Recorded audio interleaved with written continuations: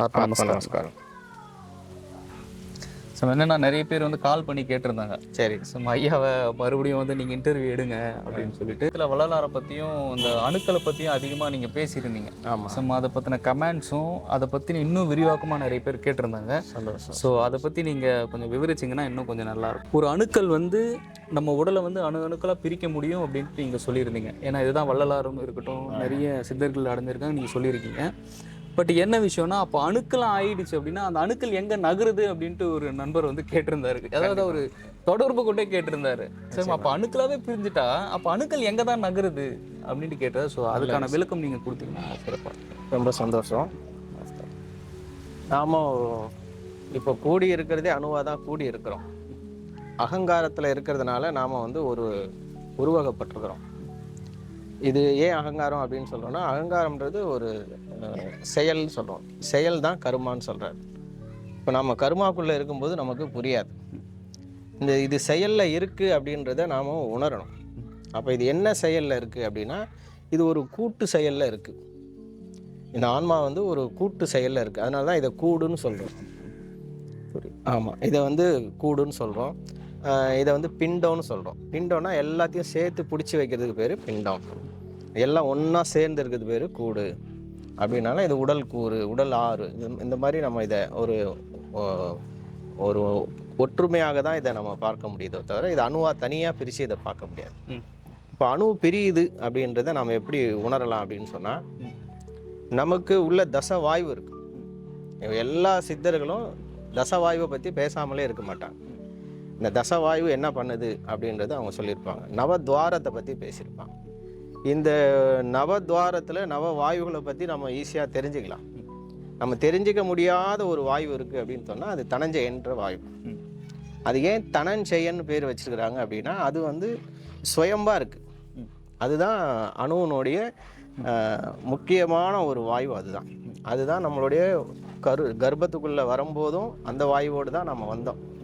அந்த வாயுவில் தான் நம்ம 300 நாள் வந்து முத்து குளித்தோம். ஒரு கர்ப்பத்துக்குள்ளே 300 நாள் நம்ம சுய சுவாசத்தில் இருந்தோம். அந்த சுய சுவாசத்தில் இருந்து தான் நம்ம பிண்டத்தை எடுத்தோம். சுய சுவாசத்தில் இருந்து நம்ம பிண்டம் எடுக்கும்போது எந்த மாதிரி ஷேப்பில் எடுக்கிறோன்றது நம்மளுடைய முடிவு இல்லை. நம்மளுடைய முடிவு குரோத் ஆகிறது. நம்ம என்ன நினச்சிக்கிட்டு இருக்கிறோம் அப்படின்னா, நமக்கு பின்னாடி ஒரு 1,00,000 செல்ஸுகளை கொண்டு தான் நம்ம உள்ளே வந்தோம் அப்படின்றத நம்ம நினச்சிட்டு இருக்கிறோம். எல்லாரும் அப்படி தான் நினச்சிட்டு இருக்கிறோம். அந்த நம்ம கூடயே ஓடி வந்த செல்ஸினுடைய பதிவுன்னு ஒன்று இருக்குல்ல, அந்த பதிவை உள்வாங்கி நம்ம வந்திருக்கிறோம். ஒரு வேகத்தில் உள்ளே வரோம். நம்ம கூட தான் எல்லா செல்லும் வேகமாக உள்ளே வருது. எல்லாமே வந்து கர்ப்பத்துக்கு தான் வருது. ஆனால் அலோடு வந்து ஒன்றுக்கு தான், ஒன்றுக்கு தான் அலோடு, ஒரு அணுக்கு தான் அலோடு. அப்போ கோடிக்கணக்கான செல்ஸ் நம்ம கூட வந்ததெல்லாம் எங்கே போச்சு அப்படின்னா, எல்லாம் சேர்ந்து புஷ் பண்ணி நமக்கு கொடுத்த பதிவு தான் நாம் பிண்டமாக. நம்மளை வந்து எதுக்கு ஆத்மா சகோதரர்னு சொல்கிறோம் அப்படின்னா, ஆண் பெண் வித்தியாசம் இல்லாமல் நம்மளுடைய ஆன்மா ஒரு பிறவி எடுக்கிறதுக்காக ஒரு கர்ப்பத்துக்குள்ளே நுழையும் போகுதும் நமக்கு எல்லா செல்ஸும் உதவி பண்ணணும். அதே மாதிரி இந்த பிண்டத்தில் இருந்து திரும்ப நாம் கர்ப்பத்துக்கு போகும்போது திரும்ப நம்ம உடல் இருக்கிற எல்லா செல்ஸும் நமக்கு உதவி பண்ணணும். எல்லா செல்ஸுக்கும் என்ன ஆர்டர் வேணும் அப்படின்னு கேட்டால், இந்த மாயையிலிருந்து அது விடுபடணுன்ற தூண்டுதல் வேணும். எப்படி கர்ப்பத்துக்குள்ளே வரும்போது எல்லாரும் ஒரே ஃபோர்ஸில் வந்தோம், ஒரே எண்ணத்தில் ஒரே சிந்தனையில் வந்து ஒருவருக்கு உயிர் கொடுத்து, ஒரு ஆன்மா ஒரு செல்ஸுக்கு மட்டும் உயிர் கொடுத்து எல்லா பதிவுகளையும் நாம் உள்வாங்கி ஒரு பிண்டமாகிடும். இந்த பிண்டத்துக்கு தனியாக ஒரு கேரக்டர் வந்துச்சு. அதே மாதிரி இது போகும்போது எல்லாம் தனித்தனியாக பிரிஞ்சு போகணும்ல. அப்போ எல்லாரையும் நீங்கள் உணர்த்தணும். இந்த உடம்புல இருக்கிற எல்லா செல்ஸுக்குமே நாம் எப்படி வந்தோமோ அப்படி தான் போக போகிறோன்றதையும் உணர்த்தணும். அப்போ உணர்த்தும் போது என்ன ஆகுதுன்னா, இந்த பிண்டம் வந்து தனித்தனியாக அதனுடைய உணர்வு நிலை வந்ததுக்கப்புறம் அந்த செல்ஸ் தனியாக தான் இருக்கும், ஆனால் எல்லாம் உணர்வு நிலையில் இருக்கும். உணர்வு நிலையிலேருந்து இந்த ஆர்டர்னா இந்த தனஞ்சயன் தனக்கு ஃபுல்லாக உள்வாங்குது அப்புறம் அது வெளியே போகும். ஏன் அது தனஞ்சயன் உள்வாங்கணும் அப்படின்னு கேட்டால், தனஞ்சயன்றது அழிவில்லாத பொருள். அந்த வாயு உள்ள எல்லா செல்ஸுக்கும் போகணும் அப்படின்னு சொன்னால் இந்த ஒவ்வொரு செல்ஸும் சுத்தி ஆகணும். அதுக்கு தான் வந்து ஞாடி சுத்தி அப்படின்னு சொல்கிறது. நாடினா நம்ம என்ன நினச்சிக்கிட்டு இருக்கிறோம் அப்படின்னா, தொண்ணூத்தாறு நாடியும் நீங்கள் சுத்தம் பண்ணணும் அப்படின்னு நினைக்கிறீங்க. 96 நாடி வந்து உங்களுக்கு பிடிச்சி வச்சிருக்கு. உங்களுக்கு எப்படி நம்ம மீன் குஞ்சுக்கு ஒரு வால் இருக்குதோ அதே மாதிரி தான் உங்களுக்கும் ஒரே நாடி தான் இருக்குது. நீங்கள் அந்த ஒரு நாடி தான் தனஞ்சய நாடி. அந்த ஒரு நாடியை நீங்கள் நாடும் போது தான் இந்த நவத்வாரங்களில் இருக்கிற வாயும் உடையும், நவத்வாரங்களுடைய செயல்பாடை மறக்கும். அது ஒரு துவாரத்துக்கு போகும். அந்த ஒரு துவாரமே ஒரு நிலையாக, அது ஒரு நிலைன்னு நம்ம சொல்கிறோம். அது உருநிலைன்னு சொல்கிறோம். அப்போ உருநிலை என்ன, இதை எல்லாத்தையும் கரைச்சி அது ஒரு பார்ட்டிகளாக உள்ளே போகுது. அந்த ஒரு பார்ட்டிகளுக்கு ஒரு உணர்வு ஏற்படும் போது அதுதான் நீங்கள் அப்படின்றத உணர்றீங்க. அதுதான் நான் அப்படின்றத உணர்றோம். அதுதான் நாம்ன்றதை உணர்றோம். அதுதான் பிரபஞ்ச சக்தின்ற ஆற்றல்ன்றதை உணர்றோம். அது உணரும் போது எல்லாருக்கும் ஒரே சைமல்டேனியஸாக ஒரு ஆர்டர் கிடைக்கும். அந்த ஆர்டரில் நீங்கள் என்ன வேணாலும் பண்ணிக்கலாம்.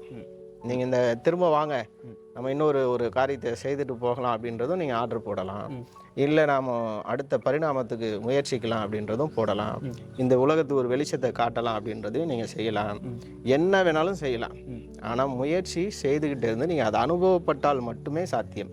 வள்ளல் பெருமான் ஏங்க வந்து ரொம்ப நம்ம முறையிடுறார் அப்படின்னு சொன்னால், எனக்கு மட்டும் நீங்கள் சாத்தியம் நினைக்கிறீங்க, அதான் இல்லைன்றார். எனக்கு மட்டும் இது சாத்தியம் இல்லை, உங்களுக்கும் இது சாத்தியம். அந்த தன்மைக்கு போன எல்லா மகான்களுமே அதை தான் சொல்லிட்டாங்க. இல்லை, நீங்கள் பணக்காரன் எல்லாம் நீங்கள் பேட்டி கொடுக்குறாங்களா தம்பி? பணக்காரன் எல்லாம் என்ன பேட்டி கொடுக்குறாங்க?